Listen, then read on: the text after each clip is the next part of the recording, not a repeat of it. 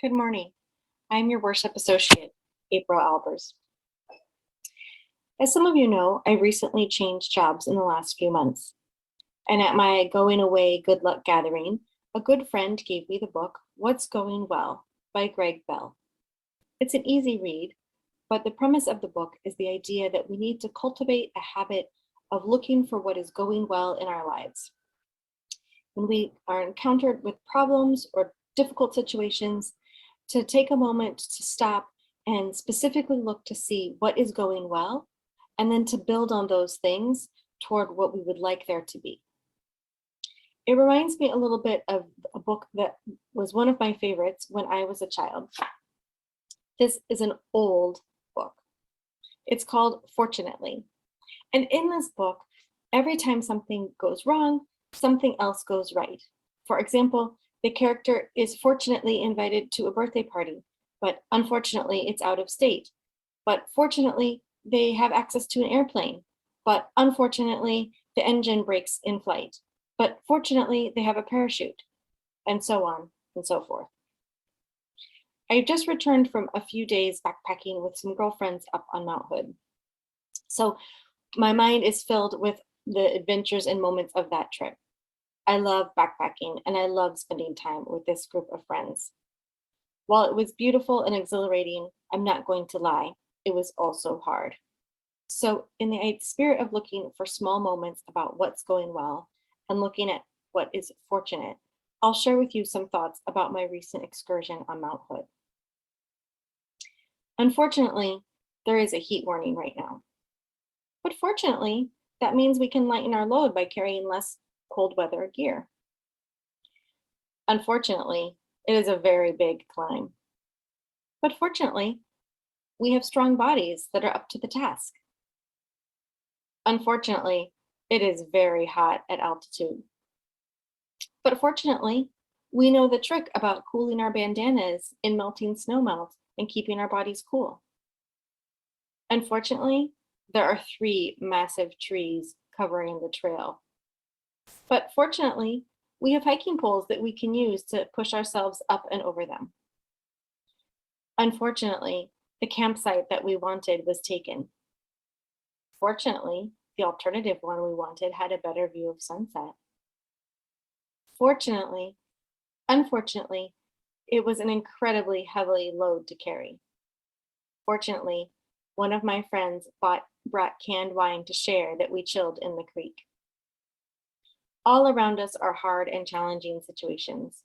But when we cultivate an attitude of stopping and enjoying and looking for what is going well, we find out there are indeed many things to celebrate together. A few weeks ago, April said something in her sermon. I'm over 50, I don't remember exactly what it was, but I do remember it was brilliant, just like her reflection. And it sparked a memory of a conversation I had with Reverend Marcia a few years ago. I had popped into the office for something, again, I don't remember. And she asked me, what kind of sermon would I like to hear? And my off-the-cuff answer was pretty flippant. It was let me see a sermon about the spirituality of the Marvick Cinematic Universe, which they did deliver later. But later I had an idea that was a little more, I thought, church-like, and emailed it to her and said, how about a sermon where we focus on what's going right? She liked that idea, and of course, again, it was an awesome sermon. And this one's going to be a little bit of that, but first I thought I'd explore why I think it's important to focus on what's going right, and why I think developing hope, especially today in the midst of all of this, is especially important. I'm going to move you. So as someone who lives with depression, I know that one of the things that I have to do is keep myself from spiraling down into the pit of despair. And one of my tools to assist in this is to cultivate a practice of hope. And I hear some people going, wait, don't you mean a practice of gratitude? And what is a practice of hope? And I really do mean a practice of hope. Developing gratitude is another awesome tool, and I'm not going to run it down. It is also a tool that I use. And I feel that a practice of gratitude helps us to see our privilege. And unlike hope, gratitude reminds us of the blessings of the past and present. Developing hope is turning our attention and focus towards the blessings of the future. For me, I find that if I lack the belief in the goodness of the future, that downward spiral just pulls harder at me. And I don't want to be down there with the albino strapping me to a table with a machine that will suck years out of my life. And that's a Princess Bride reference if you didn't get it. I find that hope for the future is one of those helps that I need to keep from sliding down faster and faster down that slippery slope. It helps me to break that everything sucks and I might as well just give up. Emotions that can become our attitude if we lose hope. And I get it. It's super easy right now with everything that's going on, especially in the last few weeks, to sink into that despair. But I find the words of the crypto-naturalist ring true. We seldom admit the seductive comfort of hopelessness.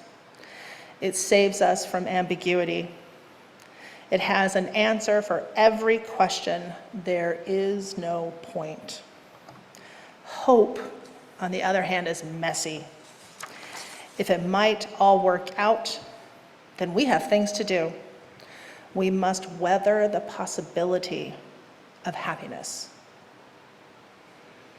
I love that line that hope is messy. That hope is not just a light and happy fluff emotion. It implies work and effort. And I find that it's truly accurate. Because like many, it is really, really hard for me to find any hope for the future right now. And I think this is because when we are seeking hope, we must wander around in the stinking, sticky muck of the present reality to find that glimmering gem that inspires us to keep looking. And that's what hope represents to me. This is not a Pollyanna type hope. This is a search for where is the good? How can I nurture it? How can I myself, through my actions, help it grow and survive so that it can shine like a beacon in which others can discover that inspiration to keep going as well? So, how do we find those gems of light?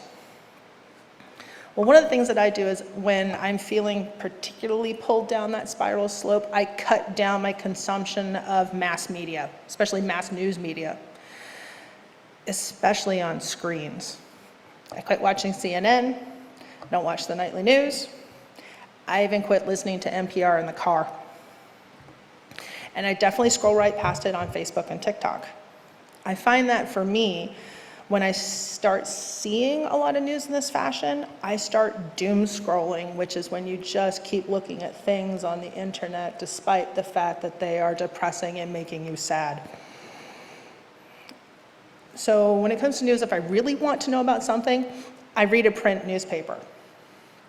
I still read the New York Times and the Washington Post, and I even read them on my phone, but there's something about the printed word that I find it easier to put it down and walk away versus getting news through a talking head. So if we remove something, it creates a gap. As any of us who've been on a diet have known, if we throw out the Haagen-Dazs a few days later, we're almost ready to chew on our hand because we really want that ice cream. So if we create the gap, we have to fill the gap with something else. And so if I'm not looking at mass news media, I need to find something else. And so despite the internet tending to be, more often than not, an incredible cesspool that generates rage and despondency, there are people and places that make hope hunting easier. Here's a few of the ones that I use. One of my absolute favorite sources is Under the Desk News. Our host, V, puts on a banana print t-shirt on Thursdays and only delivers good news. I find this little uptick of good news helps break the doom scrolling that can occur. At the beginning of the pandemic, actor John Krasinski started the Some Good News Network as a YouTube channel. For the beginning of that pandemic, as depressing as it was, this little half-hour show on YouTube once a week was just refreshing, and it was a definite rejection of the if it bleeds, it leads attitude of modern news programming. It's been off the air for a while, but it's supposed to come back. So I'm really looking forward to that coming back. Another source that I like is the Good News Network. Now, at first, when I was looking for things, I thought this might be a Jesus thing, but it's not. It does have a lot of ads, and like a print newspaper, there's different sections, so you could focus looking at things that are going on in the world or in the United States. It even has a section dedicated to animal stories, because we all know that those stories of a kitten being rescued from an ATM by firefighters just gives us the, aw, there's somebody doing something good. Let's see, there's another website called Only Good News Daily, whose motto is only good news and other stuff to make us smile, delivers truth and advertising. I find it very fun to go through and hopeful. All right, so we've talked about why hope is a good practice, what we can turn away from, what we can turn to. So let's actually look at some good things that are going on right now.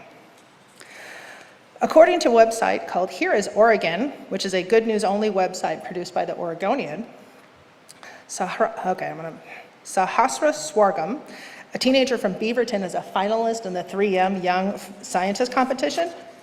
She developed an experiment to grow crops using mycorrhizal fungi that she added to the soil. She found that it not only helps plants grow as a fertilizer, but the fungi actually helps clear heavy metals from the soil and also increases carbon dioxide uptake, which is really important with all this global warming. We have to sequester it.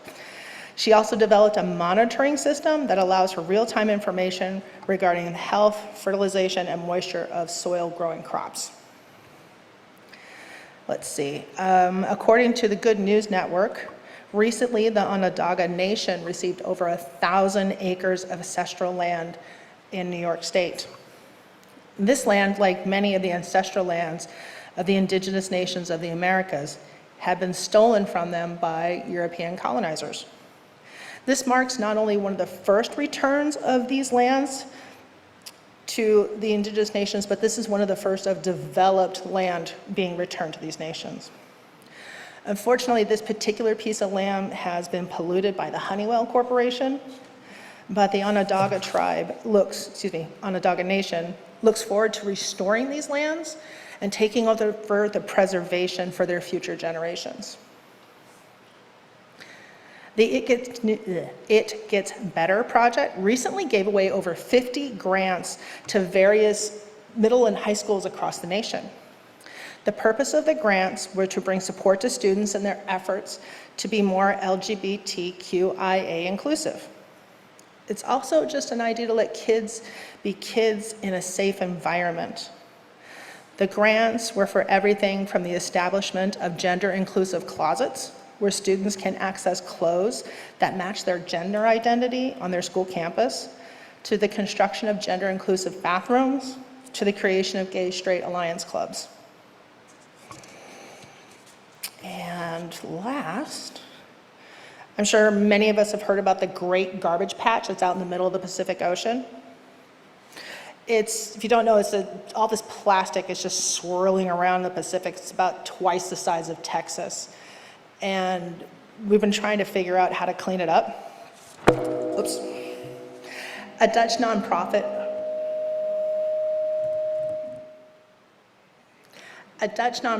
recently announced they reached an important milestone. Using their technology, they have managed to reclaim over 100,000 kilograms of plastic from the ocean.